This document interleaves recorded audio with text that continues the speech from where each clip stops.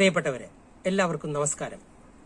Bank ജീവനക്കാരുടെ ശമ്പള പരിഷ്കരണം പൂർത്തീകരിക്കുന്ന അവസാന ഘട്ടത്തിലെത്തിയിരിക്കുകയാണ്. ഇപ്പോൾ 3 വർഷം പിന്നിട്ടിരിക്കുന്നു. ഈ സന്ദർഭത്തിൽ ഇന്ത്യയിലെ ബാങ്ക് ജീവനക്കാർക്ക് കിട്ടിക്കൊണ്ടിരിക്കുന്ന ശമ്പളം അത് പര്യാപ്തമാണോ എന്നുള്ളൊരു പരിശോധന അനിവാര്യമാണ്.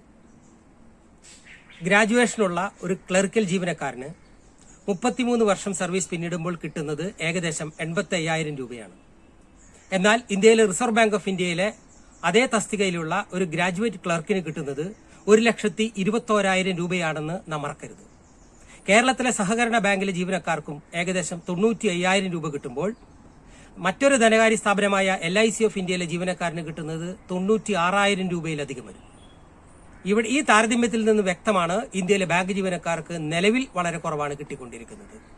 മറ്റ് ധനകാര്യ മേഖലയിലെ ജീവനക്കാർ മാത്രമല്ല, ഇതര മേഖലയിൽ പരിശോധിച്ചാലും നമ്മുടെ ശമ്പളം തുലവും കുറവാണ്. ഈ സന്ദർഭത്തിൽ ഇപ്പോൾ വരാനിരിക്കുന്ന കരാറിൽ അതിനേക്കാളും അപകടം വരുന്ന മറ്റൊരു സംഗതി ബേസിക് പേയിൽ അടിസ്ഥാന ശമ്പളത്തിൽ കാര്യമായി വർധനവില്ല എന്നുള്ളതാണ്. 2.5% എന്നാണ് IBAയുടെ ഓഫർ. അങ്ങനെയാണ് കരാർ ഉണ്ടാകാൻ പോകുന്നത് എന്ന് മനസ്സിലാക്കുന്നു. ഏത് കരാറിന്റെയും ഏറ്റവും അടിസ്ഥാന ശമ്പളത്തിലെ വർധനവാണ്. അതാണ് നമ്മുടെ എല്ലാ അലവൻസുകളെയും നിയന്ത്രിക്കുന്നത്. നമ്മുടെ റിട്ടയർമെന്റ് ബെനിഫിറ്റ്സ്, പെൻഷൻ മാത്രമല്ല, അടുത്ത കരാറിലേക്കും അടിസ്ഥാനപ്പെടുത്തുന്നത് ഈ കരാറായിരിക്കും. അപ്പോൾ ബേസിക് പേയിൽ അടിസ്ഥാന ശമ്പളത്തിലുള്ള ഈ കുറവ് പതിറ്റാണ്ടുകളോളം ഓരോ ബാങ്ക് ജീവനക്കാരനെയും ബാധിക്കാൻ പോവുകയാണ്. എന്തുകൊണ്ടാണ് ഇത്ര കുറവ്? കഴിഞ്ഞ കരാർ സമയത്ത് അത് 2%. അപ്പോൾ തന്നെ UFBU ഒറ്റക്കെട്ടായി പറഞ്ഞു, അപ്പോൾ തന്നിരിക്കുന്ന 7.75 സ്പെഷ്യൽ അലവൻസ് ഈ 11ാം കരാറിലാകുമ്പോൾ ബേസിക് പേയിൽ മെർജ് ചെയ്യണം. ഇന്ത്യൻ ബാങ്ക്സ് അസോസിയേഷൻ ഒരു ഘട്ടം വരെ അത് പറയുകയും ഭാഗികമായി ചെയ്യാമെന്ന് സമ്മതിക്കുകയും ചെയ്തതാണ്. എന്നാൽ ജൂലൈ 22 MOയിൽ അവർ മലക്കം മറിഞ്ഞു. പറഞ്ഞ ന്യായം കോടതിയുടെ പരിഗണനയിലിരിക്കുകയാണ്, വിഷയം സബ് ജുഡീസ് ആണ്. സുഹൃത്തുക്കൾ ശ്രദ്ധിക്കൂ, അതേ IBA തന്നെ 7.75 നിന്നും 16.4% വർദ്ധിപ്പിക്കാം എന്ന് സമ്മതിച്ചിരിക്കുന്നു ഇപ്പോൾ. അപ്പോൾ സബ് ജുഡീസ് അല്ലേ? കോടതിയിലെ പരിഗണനയിലല്ലേ? ഇതാണ് IBAയുടെ ഇരട്ടത്താപ്പ്. ബേസിക് പേയിലേക്ക് മെർജ് ചെയ്യാതിരിക്കുന്നതിന് വേണ്ടി അവർ നമ്മളെ വഞ്ചിക്കുകയാണ്. IBAയുടെ ഈ വഞ്ചന ഓരോ ബാങ്ക് ജീവനക്കാരനും തിരിച്ചറിയണം. തീർന്നില്ല. ഇന്ത്യയിലെ ബാങ്ക് മുതലാളിമാരുടെ സംഘടനയായ IBAയും അതിനെ നിയന്ത്രിക്കുന്ന കേന്ദ്ര സർക്കാരും മുതലാളിത്ത ഭരണകൂടവും ഇങ്ങനെ പെരുമാറിയില്ലെങ്കിലേ അത്ഭുതമുള്ളൂ. തൊഴിലാളിക്ക് കൂടുതൽ കൊടുക്കരുത് എന്നുള്ളതാണ് അവരുടെ ന്യായം. ഈ സന്ദർഭത്തിൽ IBAയുടെ ഈ വഞ്ചനാപരമായ സമീപനത്തെ കരാർ ചർച്ചയ്ക്ക് പോകുന്ന ബാങ്ക് ജീവനക്കാരുടെ സംഘടനകൾ എങ്ങനെ നോക്കിക്കണ്ടു എന്നറിയാൻ നമുക്ക് ജിജ്ഞാസയുണ്ട്. അവർ അതിനെ എതിർത്തോ ചർച്ചാമേശയിൽ? ഇപ്പോഴും സമയമുണ്ട്. അവർക്ക് പറഞ്ഞൂടെ, സബ് ജുഡീസ് അല്ല പ്രശ്നം, ബേസിക് പേയിലാണ് ഇത് മെർജ് ചെയ്യേണ്ടത് എന്ന വാദഗതി അവർ എന്തുകൊണ്ട് ഉയർത്തുന്നില്ല? വളരെ ഗൗരവമായ ചോദ്യമാണ് സുഹൃത്തുക്കളെ. ബേസിക് പേ വർദ്ധിച്ചില്ലെങ്കിൽ അത്യന്തം അപകടകരമാണ്. സെൻട്രൽ ഗവൺമെന്റ് സമ്മതിക്കുന്നില്ല എന്നാണ് IBAയുടെ ന്യായം. 2% കഴിഞ്ഞ കരാറിൽ കുറച്ചത് പറഞ്ഞപ്പോൾ കുറച്ചതിന്റെ ന്യായം പറഞ്ഞത് അതാണ്. അസംബന്ധം. ആ കാലഘട്ടത്തിൽ തന്നെ LIC ഓഫ് ഇന്ത്യയിൽ മൊത്തം വർധനവ് 20% ഉണ്ടായപ്പോൾ അതിൽ സിംഹഭാഗവും 15% ബേസിക് പേയിലാണ് വർധനവ് നടത്തിയത്. എന്തേ? അത് കേന്ദ്ര സർക്കാരിന്റെ കീഴിലല്ലേ? ഇപ്പോൾ എണ്ണ കമ്പനികളിലെ ജീവനക്കാരുടെയും ഓഫീസർമാരുടെയും ശമ്പള കരാർ പൂർത്തീകരിച്ചു. അവർക്കും ബേസിക് പേയിലെ വർധനവ് 15%. പിന്നെ നമ്മോട് മാത്രം എന്താ ചിറ്റമ്മ നയം? ഇത് ചോദ്യം ചെയ്യണ്ടേ? പെൻഷൻ അപ്ഡേഷൻ 2 ദിവസം മുമ്പ് ഇന്ത്യയുടെ ധനകാര്യമന്ത്രി ശ്രീമതി നിർമ്മല സീതാരാമൻ പറഞ്ഞിരിക്കുന്നു, ഇന്ത്യയിലെ ബാങ്ക് ജീവനക്കാർ COVID-19 എന്ന മഹാമാരിയെ നേരിട്ടുകൊണ്ടാണ് ബാങ്കുകളിൽ പണിയെടുക്കുന്നത്. മഹനീയമായ സേവനം. നല്ലത്, സ്വാഗതം ചെയ്യുന്നു. അവർക്ക് പരിഗണന കൊടുക്കണം, പെൻഷൻ കൂട്ടണം എന്നെല്ലാം പറഞ്ഞിട്ടുണ്ട്. അതും ഞങ്ങൾക്ക് സ്വീകാര്യം. എന്നാൽ ഞങ്ങൾക്കറിയാനുള്ള ആഗ്രഹം, ധനകാര്യമന്ത്രി IBAനോട് വിളിച്ചു പറഞ്ഞോ പെൻഷൻ അപ്ഡേഷൻ ബാങ്ക് ജീവനക്കാരുടെ പതിറ്റാണ്ടായിട്ടുള്ള ഡിമാൻഡുകൾ അംഗീകരിക്കണമെന്ന്? 30 കൊല്ലം മുമ്പ് റിട്ടയർ ചെയ്ത ഒരു ബാങ്ക് ജീവനക്കാരന് അന്ന് കിട്ടിയിരുന്ന 3000 ബേസിക് പെൻഷൻ തന്നെയാണ് ഇപ്പോഴും എന്നുള്ളത് കൊണ്ട് എത്രയോ കടുത്ത ദുരിതത്തിലാണ് ഭൂരിപക്ഷവും വരുന്ന ബാങ്ക് റിട്ടയറീസ്. ഈ ശമ്പള കരാറിൽ ആ പെൻഷൻ അപ്ഡേഷൻ നടത്തിയില്ലെങ്കിൽ അത് നടത്താൻ സെൻട്രൽ ഗവൺമെന്റ് നിർദ്ദേശം കൊടുക്കണം എന്നാണ് ഞങ്ങളുടെ അഭിപ്രായം. എന്താ ചെയ്യാത്ത? പറ്റിക്കുകയല്ലേ നമ്മളെ? 5 ഡേ ബാങ്കിങ്. കേരളത്തിലെ ബാങ്ക് ജീവനക്കാരെങ്കിലും കഴിഞ്ഞ 2-3 മാസമായി അനുഭവിക്കുന്ന അക്കാര്യത്തിലുള്ള ഒരു സുഖം ഞാൻ പറഞ്ഞറിയിക്കേണ്ടതില്ല. എന്തുകൊണ്ടാണ് 5 ഡേ ബാങ്കിങ് അംഗീകരിക്കാത്തത്? മറ്റ് സംസ്ഥാനങ്ങളിൽ അതിപ്പോഴും നടപ്പിലാക്കിയിട്ടൊന്നുമില്ല കേട്ടോ.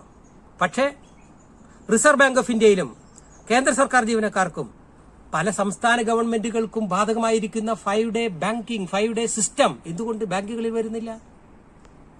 ജനറൽ ഇൻഷുറൻസിൽ എന്തിന് സ്റ്റോക്ക് എക്സ്ചേഞ്ച് പോലും 5 ദിവസമല്ലേ വർക്ക് ചെയ്യുന്നുള്ളൂ? അന്താരാഷ്ട്ര തലത്തിലുള്ള ധനകാര്യ സ്ഥാപനങ്ങളെല്ലാം അങ്ങനെയാണെന്നിരിക്കെ ഇത് നിഷേധിക്കുന്നത് അത്യന്തം തൊഴിലാളി വിരുദ്ധമാണ്. അത് ഈ കരാറിന്റെ ഭാഗമായി ഉൾക്കൊള്ളിക്കണം എന്ന് വീണ്ടും ആവശ്യപ്പെടുകയാണ്. PLI, പെർഫോമൻസ് ലിങ്ക്ഡ് ഇൻസെന്റീവ്, അതെന്തിന്റെ തുടക്ക?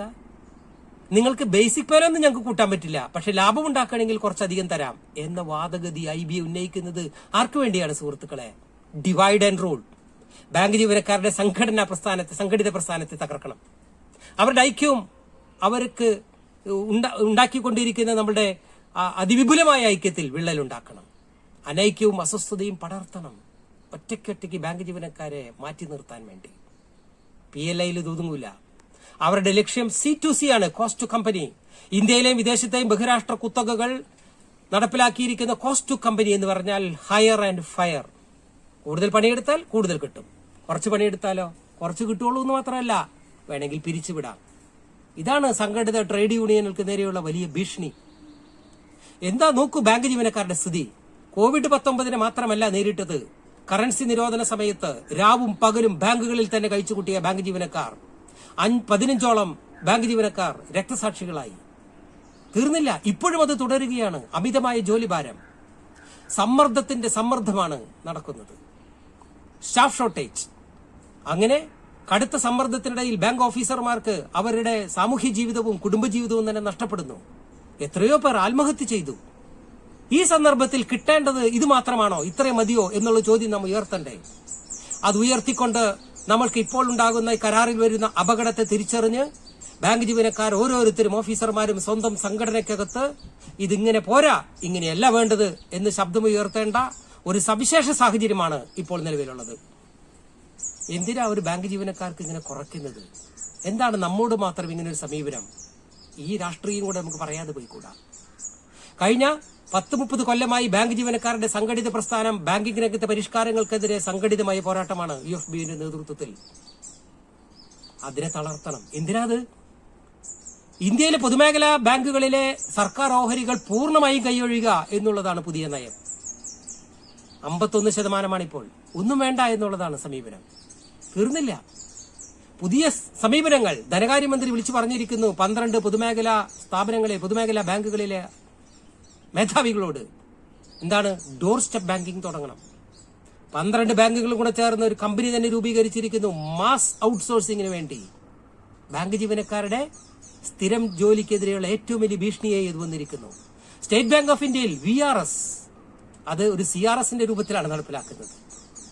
എല്ലാ ബാങ്കുകളിലും വ്യാപിപ്പിക്കാൻ പോവുകയാണ്. ഇങ്ങനെ സ്ഥിരമായി വന്നിരിക്കുന്ന ബാങ്ക് ജീവനക്കാരുടെ സ്ഥിരം ജോലിയെ നഷ്ടപ്പെടുത്തിക്കൊണ്ട് ഔട്ട്സോഴ്സിംഗിലേക്ക് പോകുകയും പൊതുമേഖലാ ബാങ്കുകളെ സ്വകാര്യവൽക്കരിക്കുന്നതിനെതിരെയുള്ള വമ്പിച്ച പ്രക്ഷോഭം നടത്തേണ്ട സമരൈക്യ പ്രസ്ഥാനം നമ്മുടെ ജീവനക്കാർക്ക് കിട്ടേണ്ട ആനുകൂല്യങ്ങൾ പോലും നേടിയെടുക്കാൻ കഴിയാതെ പോയാൽ അത് ജീവനക്കാരുടെ ഇടയിൽ അസംതൃപ്തി പടരും.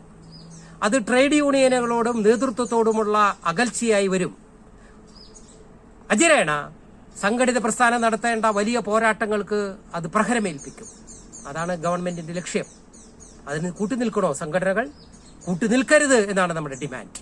അതുകൊണ്ട് ശബ്ദമുയർത്തണം, അഭിപ്രായ രൂപീകരണം നടത്തണം.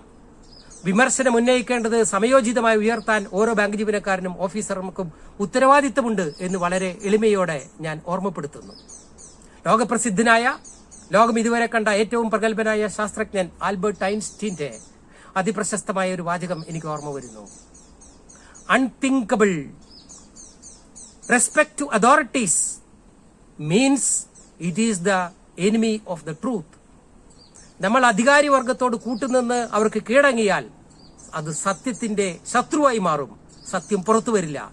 സത്യത്തെ പുറത്തു കൊണ്ടുവന്ന് ഈ കഷ്ടപ്പെടുന്ന ബാങ്ക് ജീവനക്കാരും ഓഫീസർമാരും തങ്ങൾക്ക് കിട്ടേണ്ട ആനുകൂല്യങ്ങളെ നിലനിർത്തിക്കൊണ്ട് കൂടുതൽ വാങ്ങിക്കേണ്ട ഒരു സവിശേഷ സാഹചര്യമാണെന്ന് ഓർമ്മപ്പെടുത്തിക്കൊണ്ട് അതിനായി ഓരോ ജീവനക്കാരനും തയ്യാറാകണം, പ്രക്ഷോഭമുയർത്തണം എന്ന് വളരെ വിനയത്തോടെ അഭ്യർത്ഥിച്ചുകൊണ്ട് ഞാൻ നിർത്തുന്നു. എല്ലാവർക്കും നന്ദി.